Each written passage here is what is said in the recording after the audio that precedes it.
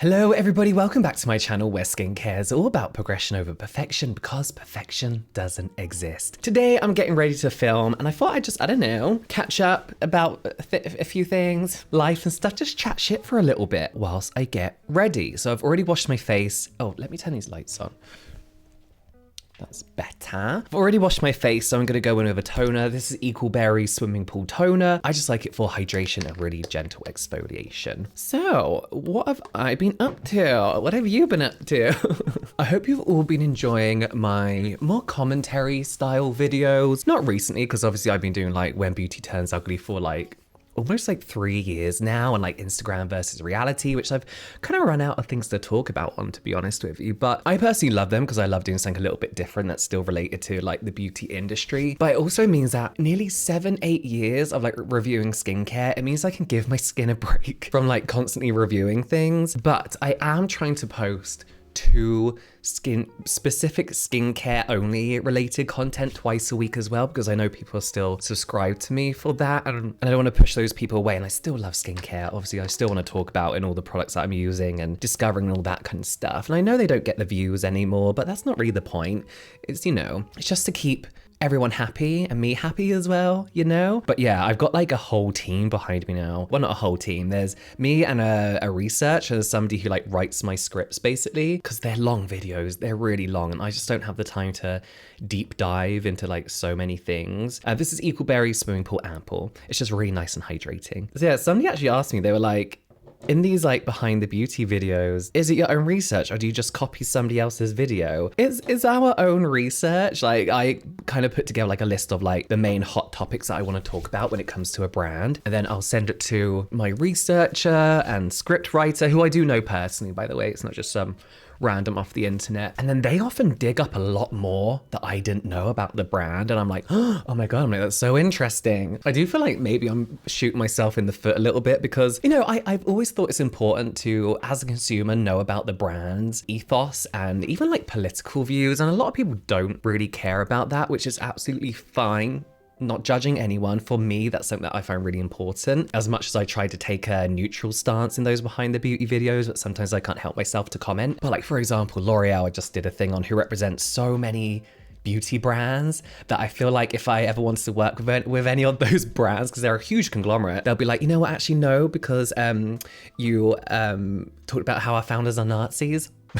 Were Nazis, sorry, I should say. So, you know, but I enjoy it. I think it's really fun. And I feel like I'm in a position where I don't need brands to sponsor me really, as much as I like it. This is SUNGBOON Editor's Green Tomato Pore Lifting Ampoule. Really good for just like tightening. Oh, it's only been 3 minutes. I'm racing through this. I'll use this in a minute. But yeah, I just enjoy doing it. I just enjoy doing these videos. I feel like once you've been on YouTube for so long, you have to like evolve and grow into something else. And I'm loving TikTok for reviewing skincare at the moment. Oh, I have a new shorts channel where I post all my TikToks basically. So if you don't have TikTok and only YouTube, you can check them all out there. The longer ones I'll still put in a compilation because YouTube Shorts only allows you to upload 60-second videos, whereas TikTok is like, what, up to 10 minutes now? So I often post 1 to 2 minute videos that I can't post on YouTube. So I will still do TikTok compilations. What was I talking about? I feel like I've gone everywhere all at once. But yeah, no, I love talking about skincare over there. It feels like YouTube over there, but like 5 years ago, and everyone's still just rediscovering K-beauty and stuff as well. And a lot of the old takes that we used to have are still quite popular over there and needing to be debunked and stuff.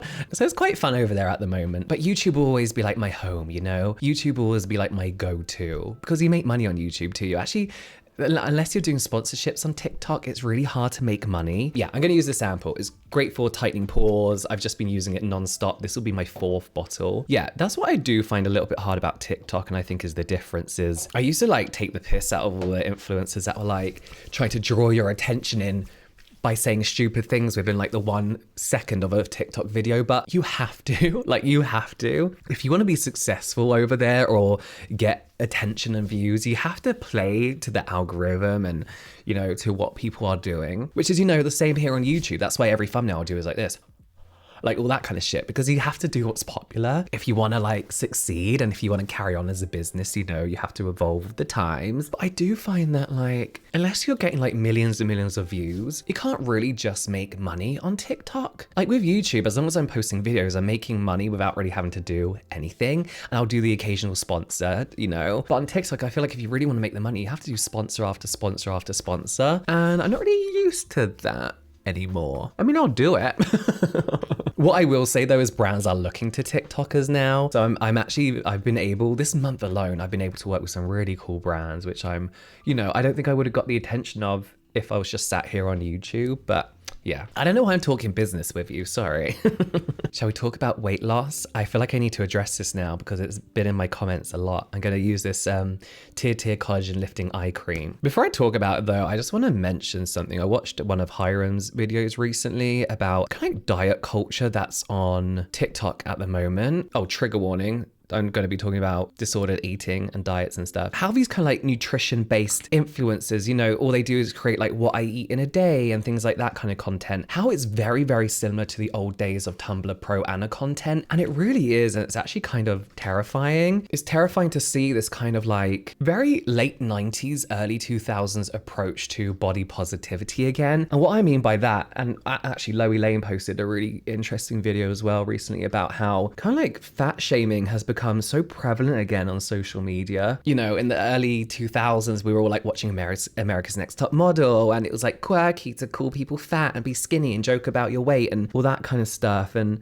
you know, you watch America's Next Top Model and look at their plus size models back then, and they were tiny. They weren't plus size whatsoever. And then of course in the 90s you had like heroin chic and stuff like that. And then we all kind of moved into body positivity, you know, kind of like accepting you for your body for who you are and all that kind of stuff. It was great. I felt like a lot of effort was made, and it really did start to pay off. But I do feel like with the resurgence of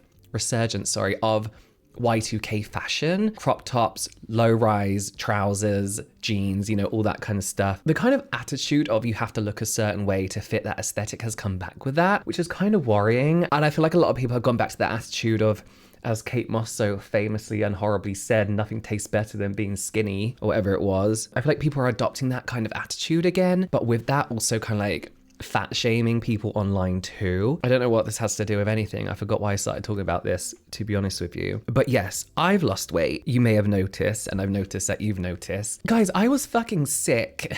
I was not in a good position. It wasn't anything serious. A lot of people think I've suddenly lost weight, really suddenly, but this weight loss journey is coming up to a year now. I think before watching Hiram's video, I would have talked about it in detail, but I don't really want to trigger people. And one thing I think I really struggled with, especially in my early 20s, was fad diets, diet pills, whatever celebrity diet was popular at the time I tried, and I yo-yo dieted like this, and that led to a lot of like binge eating in the evenings, which definitely carried on into my late 20s and 30s, and that was a real issue of mine. But I'm 35 now. This time last year, I was having cameras put down my throat, I was having cameras put up me, I was having colonoscopies, I was having samples taken left, right, and center. There was a time, not to be dramatic, but I thought I might have had colon cancer. I was really not in a good place, and I had become so comfortable with just like eating like shit, and I would often joke about my IBS and all that kind of stuff, and I felt like it was starting to reflect in the way I looked. What I will say is, you lot don't see my body a lot, but it's my face where you always see the difference. Throughout my whole life, I've always fluctuated in weight, and it's always instantly come off my face,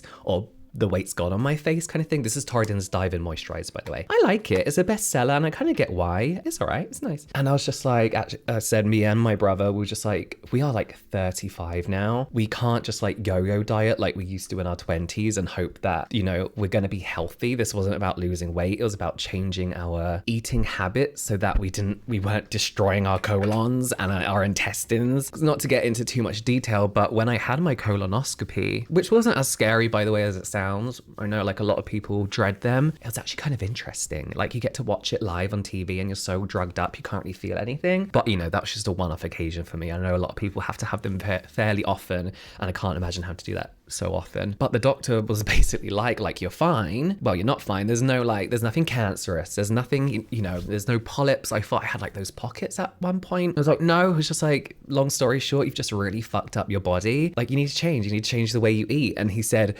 whilst there was no real damage done. He was like, your intestines, I don't know exactly where they went up with the camera. They're like, they're just extremely irritated. And at this time I was getting such a sharp pain in my right lower abdomen that was constant. I drink something, I drink like a Diet Coke, for example, at the time, and get an instant pain. I would eat fruit and vegetables and get an instant pain. All things with like proteins in that my body found really hard to digest. Instant pain. Made me feel very old. I was like, the moment I hit my 30s, everything just seemed to go downhill. I was drinking 3 Red Bulls a day at the time as well. I can't even smell them now without feeling really sick. But yeah, the doctor was like, you need to change whatever the fuck you're doing. At the time, like, me and my partner eats healthy. My partner's a really good cook. We made some really nice, well-balanced dinners, sorry. That wasn't the issue. For me, it was the binge eating in the evening. I don't have breakfast. Barely ever had lunch. I'm working all day. I work from home. I don't go anywhere. I don't move unless I'm walking the dogs. So then it come to the evening and I'd think dinner was enough, but then I'd be binge eating throughout the evening because I was so, I don't know, not even hungry. I guess I was just like bored, or like I wasn't working as well. And like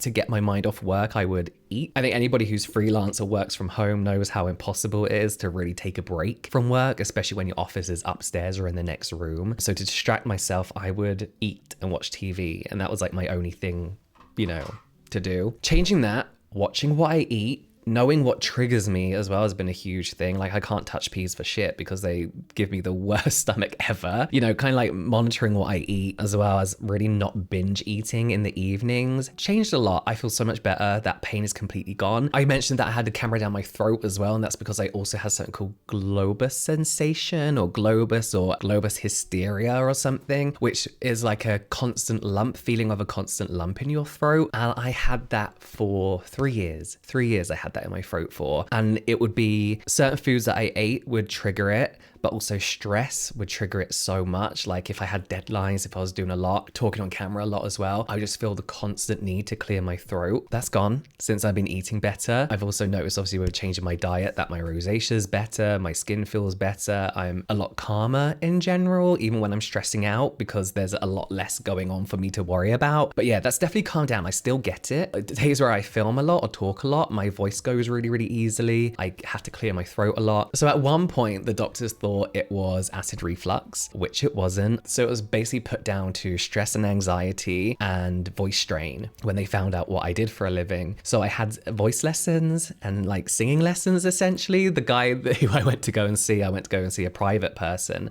after years of this being undiagnosed. And he was like, this might sound weird, but I want you to have voice lessons as like a last resort. So I was like, fine. And it was actually really good. I know how to warm up my voice. I know how to look after my throat now. I know how to just stay hydrated, steaming my throat, things like that have really, really, really helped. So yeah, it's been an interesting journey to like sort myself out, and weight loss just happens to be a side effect of it. But I'm the healthiest I've ever felt for like a really, really long time. I feel like I'm back in my 20s again when I could eat whatever without worrying about my IBS. You know, I'm in a good position. I'm gonna use this Dinto. It's like a lip essence that I usually put on quite heavy just for a little bit, and then I'll like wipe it off. Like it really like smooths out my lips. But yeah, I also think generally having a team behind me now helps with a lot of the stress, helps with a lot of like the panic, the deadlines that I get. I've also got new management who are amazing. My old management were good as well. But like me and my brother just felt like we needed a bit of a change. We were both like in a bit of a rut. I'm speaking for my brother. We were both in like a bit of a rut, like a kind of like a what's next kind of thing. We've been doing this for so long. We feel like there's more to do, more that we want to do. Again, we're 35. I feel like as much as I love YouTube and will always do it for as long as I can, for as long as people are interested, I don't want my job to purely be sitting in front of a camera alone in my room. So we feel like we got the right people to take us to that next level, which is going to be fun and exciting. And I hope there's more exciting things that I can share with you. There's nothing, I'm not doing that thing where I'm like, I can't tell you about it yet. There's nothing planned yet, but hopefully one day soon there'll be some cool things we can share. But yeah, that's it really. That was kind of random. I just feel like I had some life updates. I wanted to update those who care. I wanted to update you about them. But yeah, that's it really. All the products I use will be listed down below. Not that I really talked about them, but if you're interested, try out this Torriden one. It's interesting. It's a bestseller in Korea. Torriden obviously a very popular K-beauty brand. And I get it. It's like the Belief Aqua Bomb, but like a bit nicer and less fragranced. But yeah, I'll link them all down below. Any questions, I guess, leave in the comments down below, and I'll see you next time.